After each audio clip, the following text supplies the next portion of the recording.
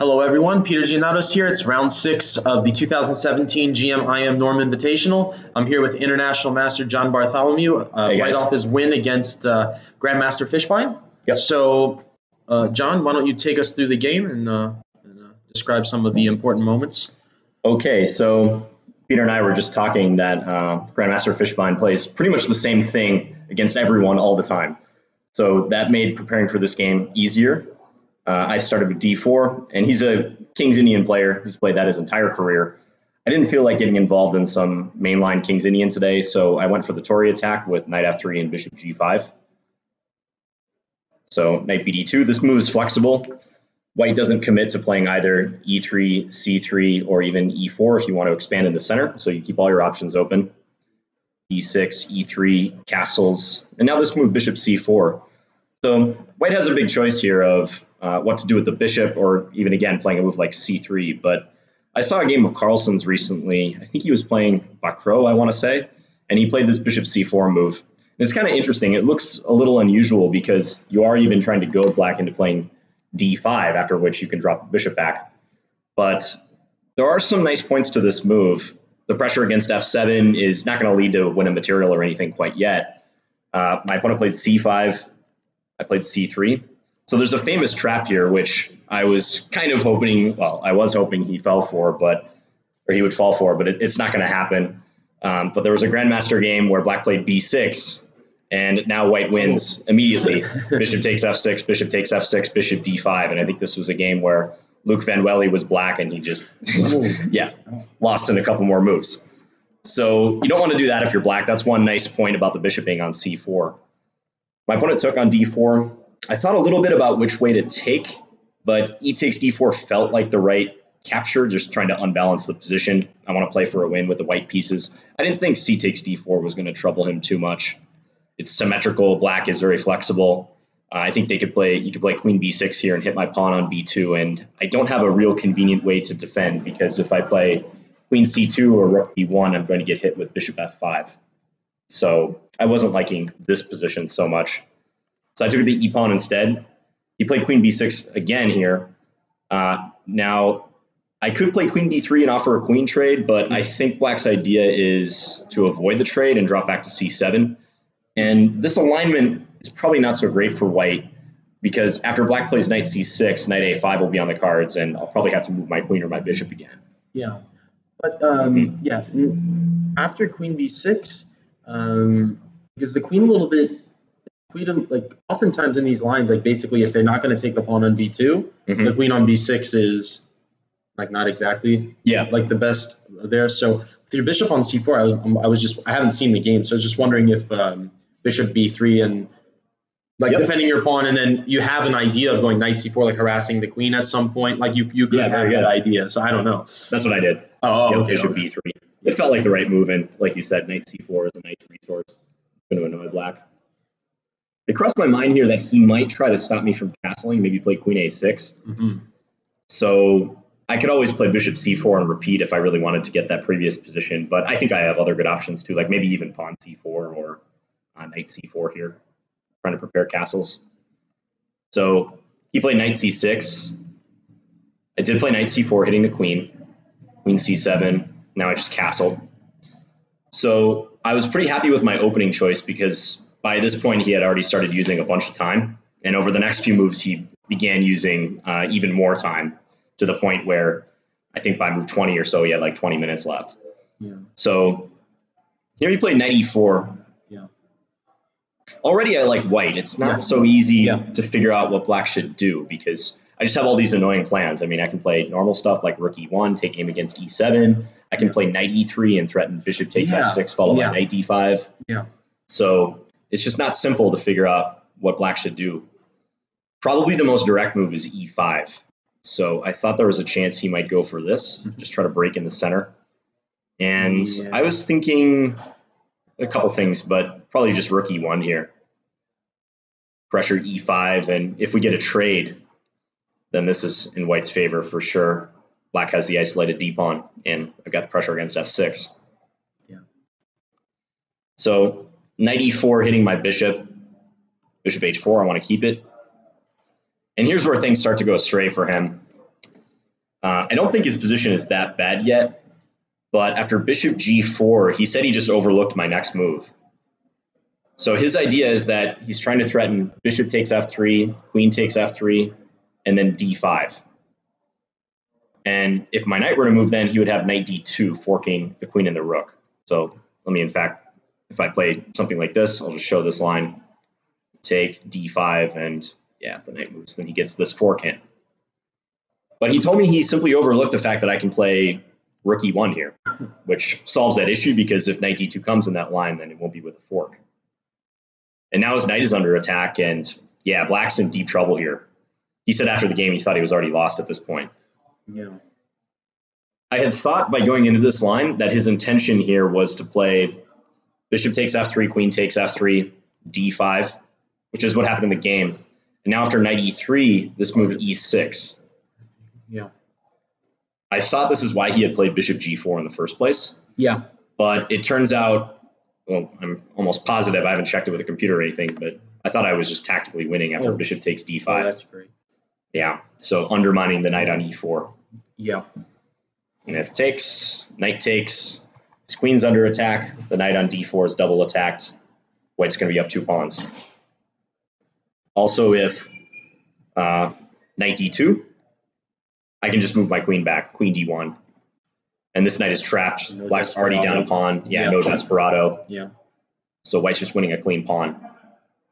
In my head, this is what would make sense if you were black and you were going for this. Yeah. You probably just overlook bishop takes d5. But he said no, he saw bishop takes d5, but he missed that rook e1 move I was talking about. Okay. So after this was played, d5, knight here. Instead of going e6, he decided to play knight d2, which does lose a pawn because now I can just take on d5. He said he was hoping that he could complicate and, maybe prove that some of my pieces are awkwardly placed, but I'm up a pawn, and perhaps more importantly, I have everything defended. Like, it's a very secure position, so there's almost no chance for counterplay for him. My queen's not going to get trapped. I can always run away to b5 or even g5 if absolutely necessary. Yeah. You have pressure on e7 pawn. Yeah, exactly. Yeah. And even though he chops off my light square bishops, I don't have the bishop pair anymore. I get to take with the a pawn. And in a lot of Tory games I've seen, this structure is very nice for white with the double b pawns, because you can always try to punch a hole in black's position with b4, b5. Yeah. I figured really the only thing I have to watch out for here is some counterplay on the king side or in the center for black, namely black pushing e5. But since black put the rook on d8, I've got this bishop on h4. It's very difficult for black to ever get that in. Yeah. So now I'm up a pawn. I'm up like 40 minutes on the clock at this point. I knew the position was winning. I just have to execute. Yeah. Hardest thing in chess, right? Winning in one game, as they say. Probably not the hardest thing, but that's the saying. So bishop g3, queen g5, h4, just kicking the queen. I wanted to get it on this f6 square because I thought this was a poor square for the queen. And now I can, look to harass it with knight g4 at some point, maybe. But I decided to put in motion this plan. I had 2 pawns on the queen side / center, so I want to put this majority to use. And I figure if I get b5 in and black has to take with the a pawn or allow me to capture on a6, it's going to collapse real fast for black. So he played a good move here, knight a7. And I thought for a little while here, just because he was stopping my main idea of playing b5. Yeah.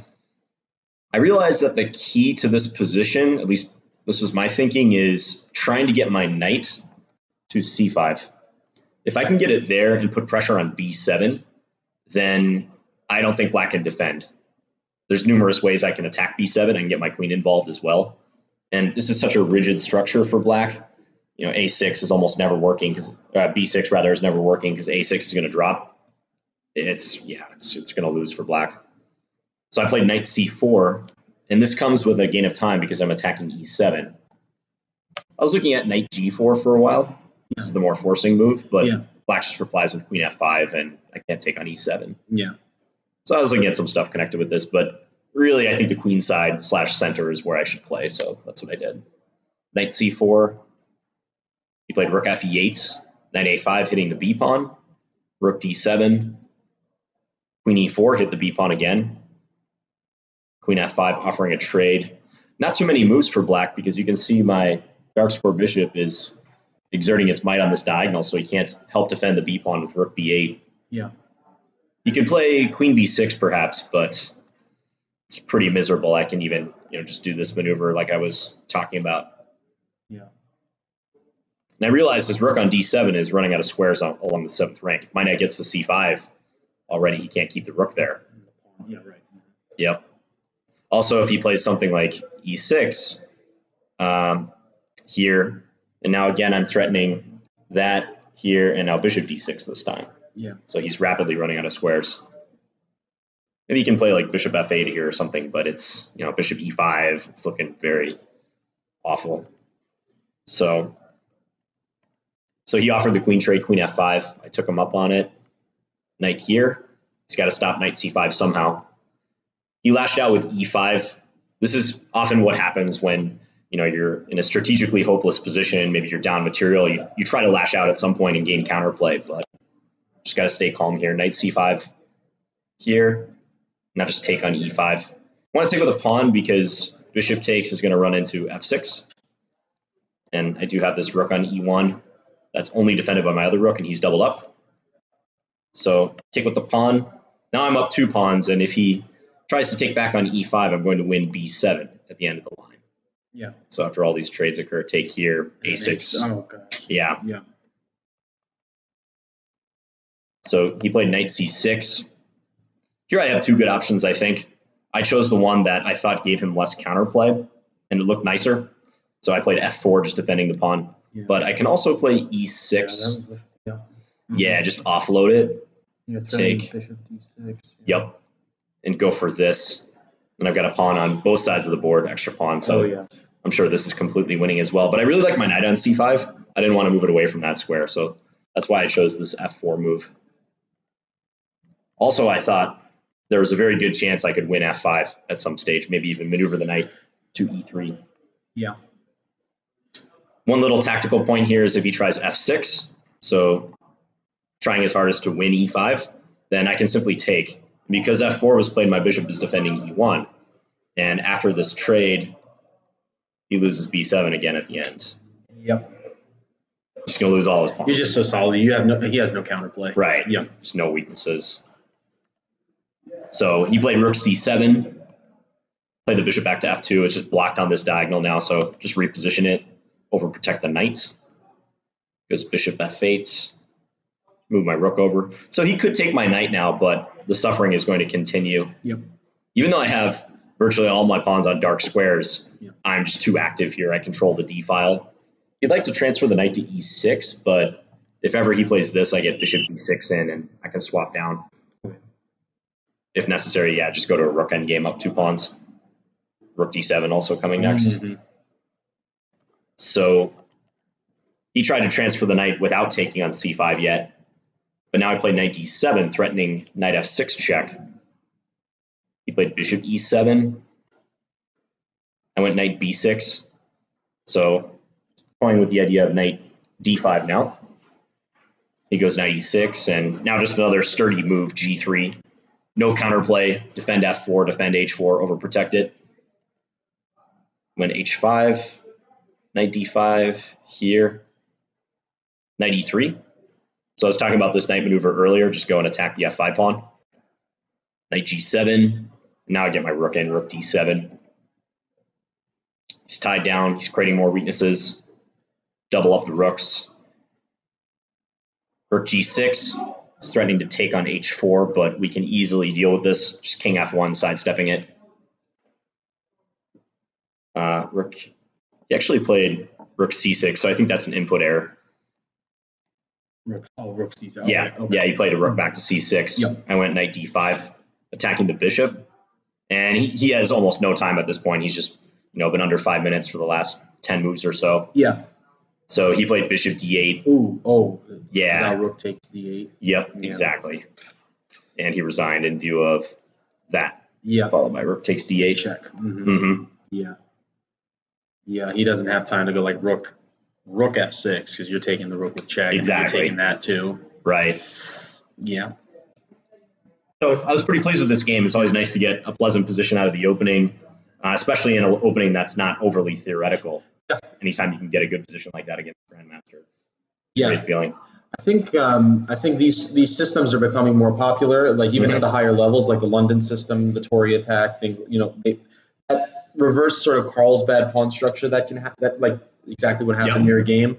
It's a really solid structure. So you always got this solid foundation, and then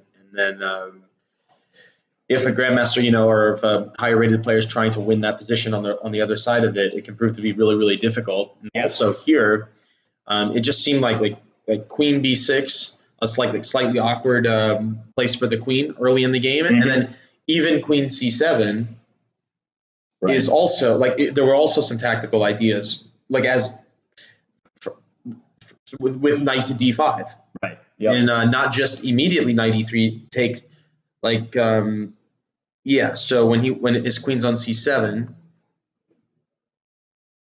right? Like you were mentioning, like when you go knight to E3, you're threatening to take on F6 and go knight to D5. Right. But even in the variation you showed here after E6, the fact that the queen is on C7 allows like your tactic bishop D5 to work, right? Because you get so it also seems like the queen's not very well placed on C7 either. Yeah, exactly. And it shows that if Black tries to play too dynamically, tries to complicate too much early in these type of openings, it can backfire. Yeah. The white setup is very solid. It's perhaps not the most theoretically testing line, but I mean, as you just saw, a strong player can even go straight with Black pretty easily. Yeah. So that puts you at 3.5 points. Correct. Okay, so 3.5 points out of 6 games. So actually, a Norm is still possible in the event. Theoretical chances, with 3 out of 3. So if I win my last 3 games. Yeah. So we're rooting for you. Thanks. And hopefully you can make it work. And thanks for the interview. Yeah, and, thanks, Beer. Good luck in the next games. Yep, appreciate it.